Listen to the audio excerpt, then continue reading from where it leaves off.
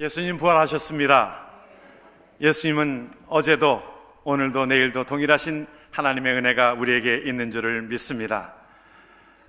많은 사람들이 예수 그리스도의 부활을 믿지 못하는 가운데에 기독교 안에서도 어느 사이트에서 우리 기독교인들을 좀 조사를 했는데 그 중에 86%만이 예수 그리스도의 부활을 믿는다라고 그렇게 표현을 했습니다.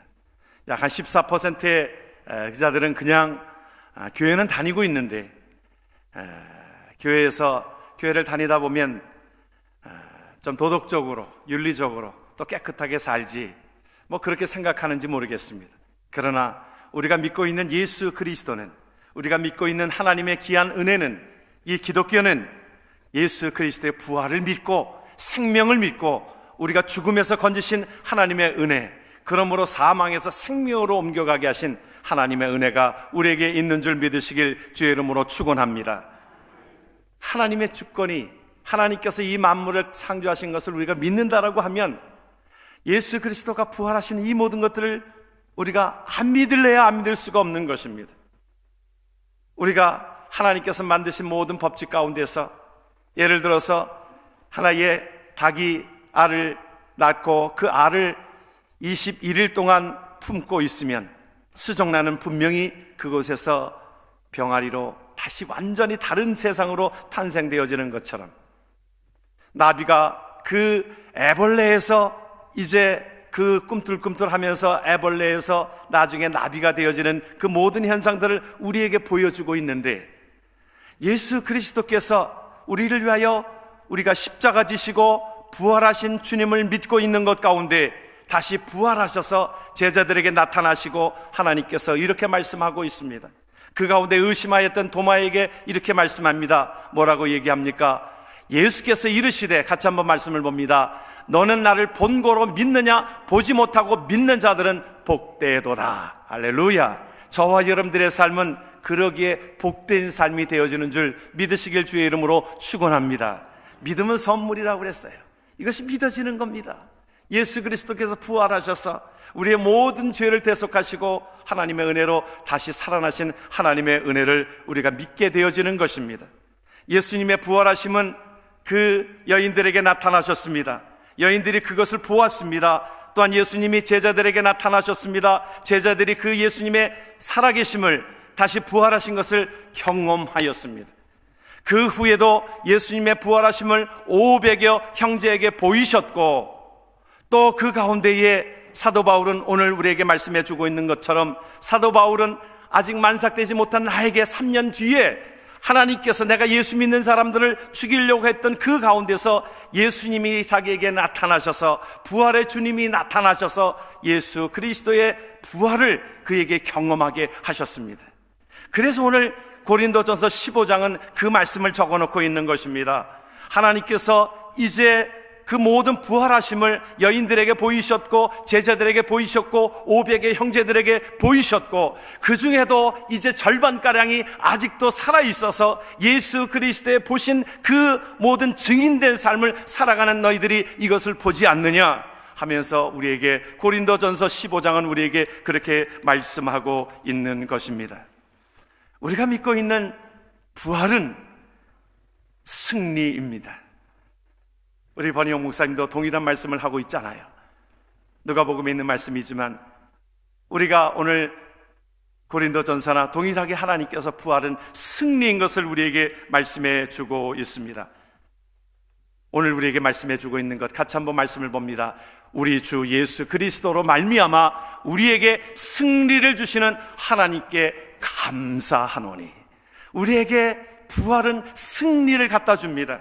죽음에서 우리를 건지신 하나님의 은혜를 보게 되어지는 것입니다. 그러므로 부활은 죽음에 대한 승리인 것입니다. 15장 55절은 이렇게 말씀하고 있습니다. 사망아 너의 이기는 것이 어디 있느냐? 사망아 너의 쏘는 것이 어디 있느냐? 여러분, 우리가 부활을 믿는 저와 여러분들 속에서는 우리는 죽음을 두려워하지 않습니다. 왜냐하면 죽음은 새로운 세상으로 변화되게 되어지는 부활의 신앙을 우리에게 가르쳐주고 있기 때문에 그렇습니다. 예수 그리스도를 십자가에 못 박고 예수 그리스도는 그 모든 고난을 받으셨지만, 죽으셨지만 하나님의 능력으로 부활하셔서 오늘 우리에게 말씀해 주시는 것은 예수 그리스도가 부활의 첫 열매가 되셨느니라.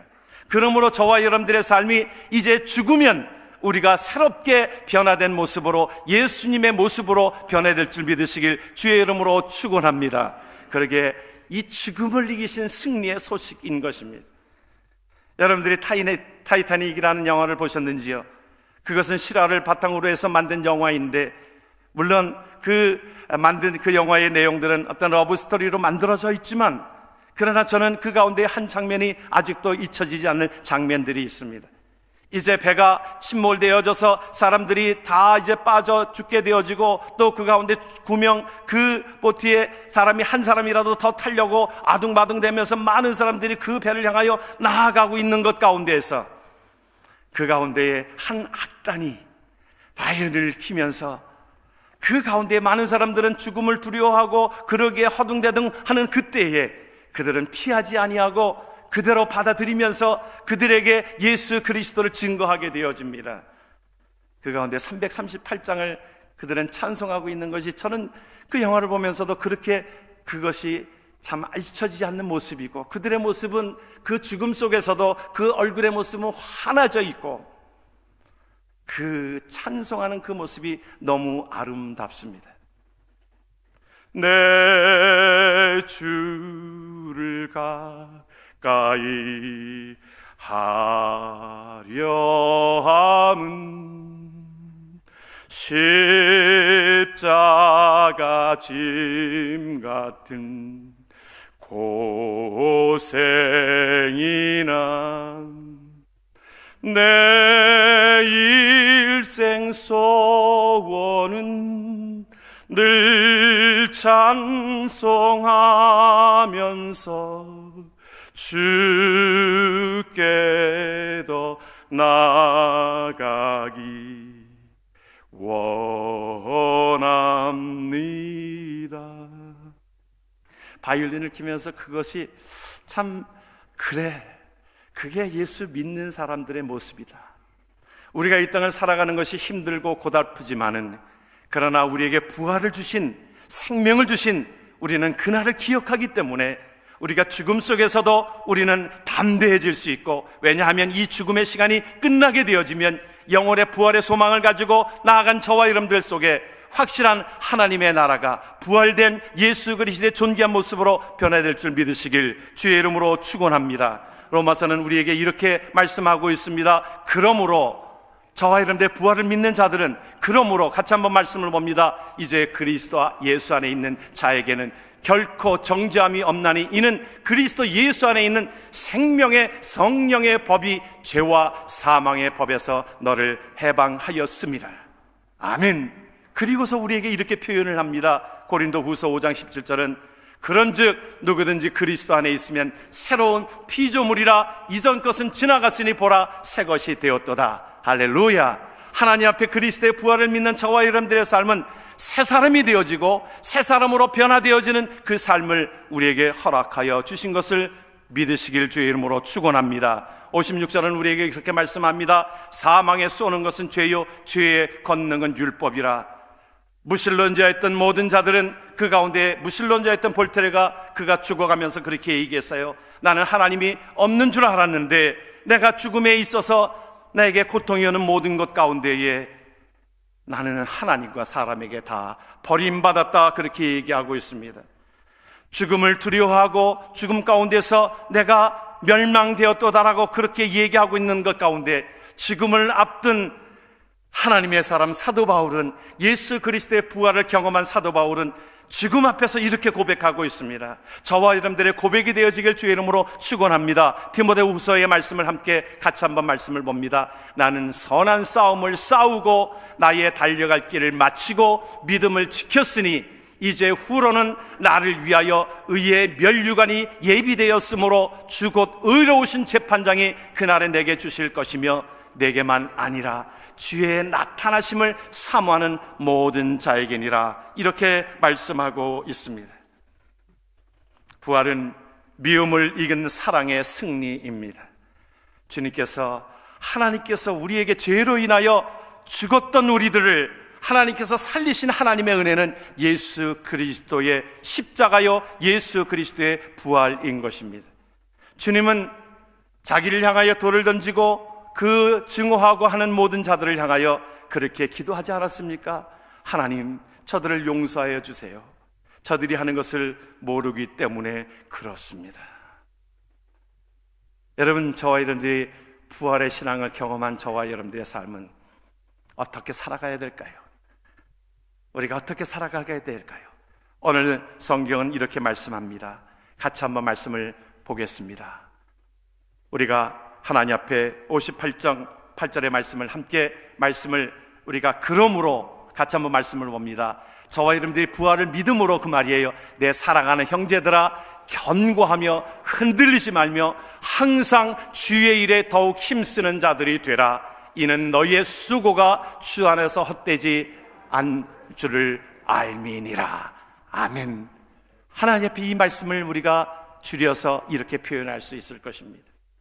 예수 그리스도의 부활을 믿는 자들은 우리가 우리의 삶을 견고하며 흔들리지 않고, 세상의 흔들림 속에 세상이 우리를 흔들려고 합니다.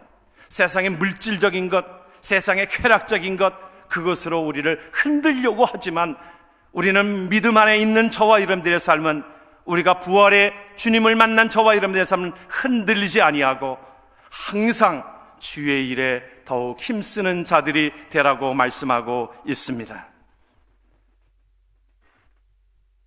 언젠가 말씀을 드렸던 한 분을 소개하면서 말씀을 맺으려고 합니다. 다시 한번 그분의 삶을 조명하고 또 책도 읽고 다시 또 그분이 간증한 것들을 제가 말씀을 준비하면서 보면서 많은 감동이 몰려왔습니다. 베스트셀러 책 가운데에 발로 쓴 내 인생의 악보라고 하는 그런 책입니다. 그 가운데에 레나 마리아라고 하는 그 사람이 자기의 인생을 소개하고 있습니다. 그 레나 마리아는 태어날 때부터 중증 장애인으로 태어났습니다. 두 팔도 없습니다. 다리도 한쪽 발만 온전합니다.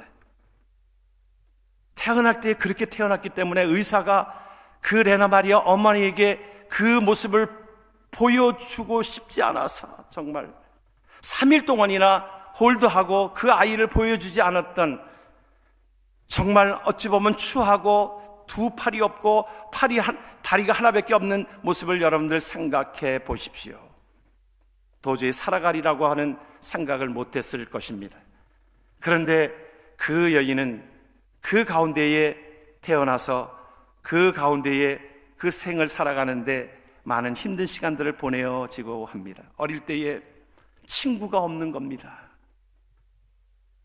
엄마에게 그랬어요. 엄마, 나 왜 이렇게 친구가 없어? 나에게 가까이 하는 사람이 없어. 불편하니까.